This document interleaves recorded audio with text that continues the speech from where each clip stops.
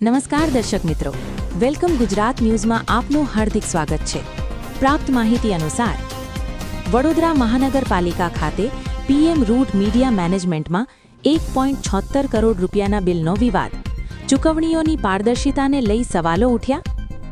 PM route દરમિયાન media management માટે થયેલા 1.76 કરોડ રૂપિયાના ખર્ચના બિલને લઈને વિવાદ ઊભો થયો છે। આ ખર્ચમાં કઈ મીડિયા સંસ્થાને કેટલા રૂપિયા ચૂકવાયા અને શું ખરેખર સેવાઓ આપવામાં આવી કે નહીં તે અંગે શંકા વ્યક્ત કરવામાં આવી રહી છે।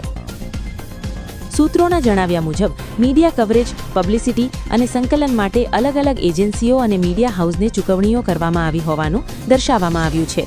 પરંતુ હવે પ્રશ્ન એ ઊભો થયો છે કે આ બિલો હકીકતમાં કરાયેલા કામના આધારે છે કે ખોટા બિલો તૈયાર કરીને સરકારી નાણાંનો દુરુપયોગ થયો છે।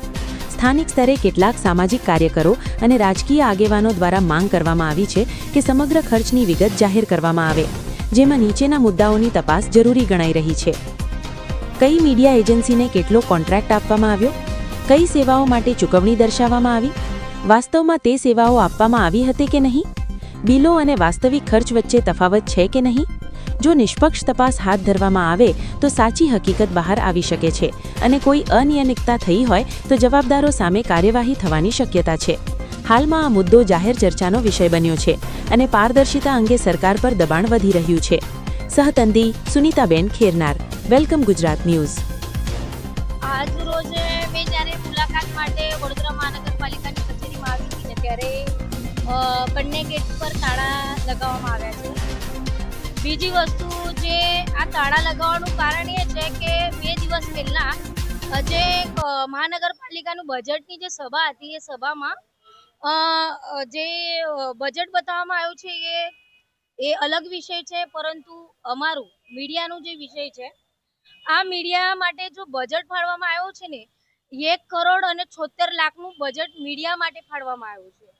તો આજે મને બહુ જ ઘણા બધા એવા સવાલ આવી રહ્યા છે।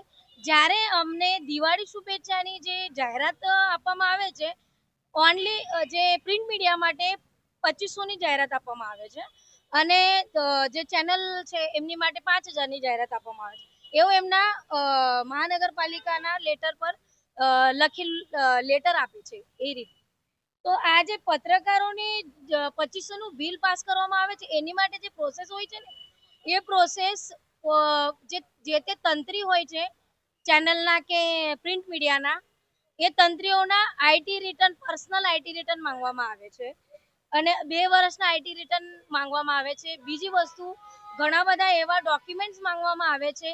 તો મને સવાલ આવે છે કે આ જે 1 કરોડ અને 76 લાખ રૂપિયાનું બિલ ફાળવામાં આવ્યું છે એની માટે કયા કયા ડોક્યુમેન્ટ માંગ્યા છે વડોદરા મહાનગરપાલિકાએ?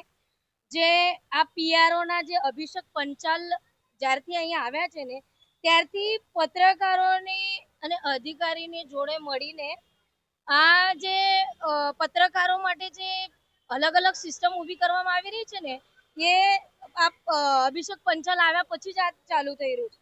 વડોદરા મ્યુનિસિપલ કોર્પોરેશનમાં કોન્ટ્રાક્ટર એકાઉન્ટ વિભાગ સરકારી એજન્સી પર અભિષેક પંચાલ અને કેટલાક અધિકારી પોતાની મનમાની ચલાવી રહ્યા છે એવું દેખાઈ રહ્યું છે। કેમ કે આ જે વિડીયો હતો, આશીષભાઈ જોશી વોર્ડ નંબર 15ના જે કાઉન્સિલર છે, એમને મીડિયામાં જાહેરાત આપી છે કે મીડિયા માટે જે શિવજી કી સવારી, મહાશિવરાત્રિના દિવસે જે શિવજી કી સવારીનો પ્રોગ્રામ થયો, મીડિયા તો એમ જ દોડતી હોય છે।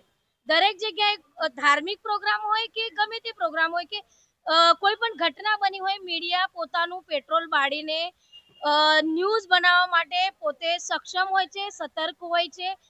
એમને કોઈ 1 રૂપિયાનું જે લાભ હોય એ મળતું જ નથી।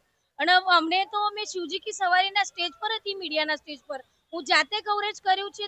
લગભગ 6 કલાક અમે શિવજી કી સવારીમાં કવરેજ કર્યું। ત્યાં અમને એક પાણીની બોટલ મળી છે, એ અમે નથી પીધું, બીજા મીડિયાએ પીધું છે।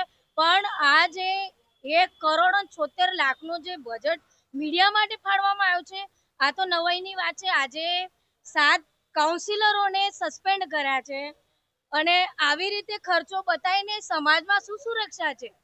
અને સમાજની સુરક્ષા પણ નથી, મીડિયાને પણ શું એમને સુરક્ષા અને આ સેવાઓ આપી છે? તો આટલો મોટો બજેટ એમને ફાળવ્યો છે આ જે બજેટ છે એ કઈ રીતે ફાળવવામાં આવ્યું છે એ હું તો આજે મીડિયા સમક્ષ બધા મીડિયાના જે તંત્રીઓ છે એમને નમ્ર વિનંતી કરીશ કે આજે બજેટ મીડિયા માટે ફાળવવામાં આવ્યું છે દરેકે આની તપાસ કરે. કેમ કે મને નહીં લાગતું કે મીડિયાને આટલા બધા કરોડો ફાડીને એમને કંઈક ખર્ચાના ભાગરૂપે મદદ કરી હશે મીડિયા ચલાવવા માટે.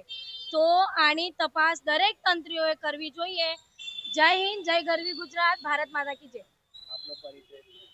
મારું પરિચય છે, હું છું સુનિતા ખેરનાર, વેલકમ ગુજરાત ન્યૂઝપેપરની સ્વતંત્રી છું અને તંત્રી મારા હસબન્ડ છે. આ જે હું 2013થી મીડિયામાં છું. અત્યાર સુધી અમને 2500ની ઉપર કોઈ પણ જાહેરાત અમને મળવા પાત્ર નથી. એ ઘણા બધા ડોક્યુમેન્ટ્સ માંગવામાં આવ્યા છે.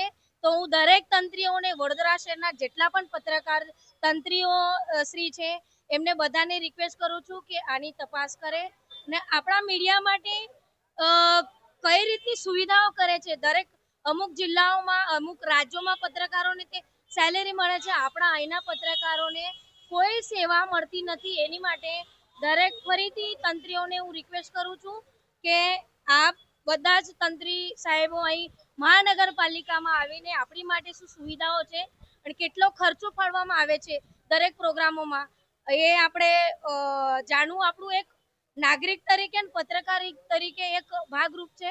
એટલે આપ સર્વને નમ્ર વિનંતી છે કે આ જે ખર્ચો ફાળવવામાં આવે છે એની તપાસ કરવી જોઈએ અને બધાએ આ વાત ધ્યાને લેવી જોઈએ. જય હિન્દ, જય ગરવી.